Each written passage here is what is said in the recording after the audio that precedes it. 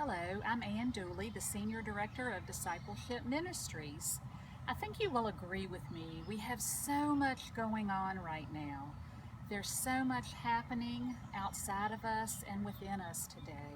There's so much noisy confusion.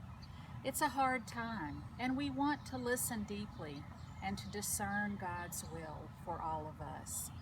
So, we've got to be attentive with more than our ears. I want to talk a little bit today about the spiritual practice of listening. This is something that we all can do, and we can make it a daily habit. We can pay attention to God moving within our lives. We can pay attention to ourselves, to those that we live with, and to those in our community. We know that listening is an important part of discernment, where we can identify God's voice. So maybe if we make listening a daily habit, changes can happen. Now, many of us have had the experience of a young child coming to us when we're distracted, when we're busy, when we think we don't have time to listen. And they take our face in their hands and they turn us toward them and they force us to listen.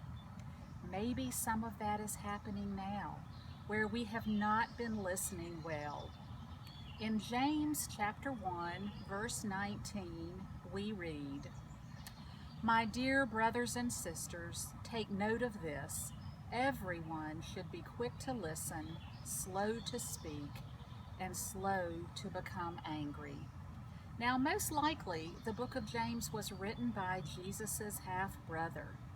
And we know that he did not have a New Testament to read at that time.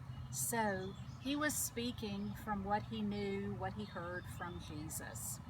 The book of James speaks to faith and to work. We know that James brings an action-oriented perspective to our Christian lives. So listening more than speaking, that speaks volumes to us, don't you think?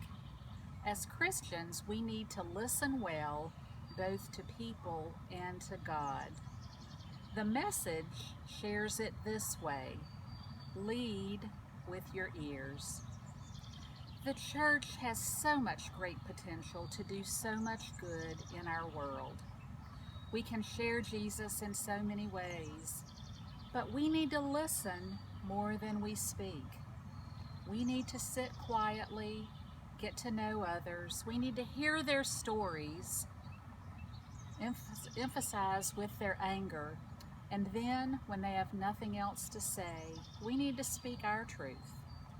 It's time to start using our ears before we use our words. So in the spiritual practice of listening, you may want to focus on some of these things. Pay attention. Listen to understand, not simply to respond. Listen with your heart.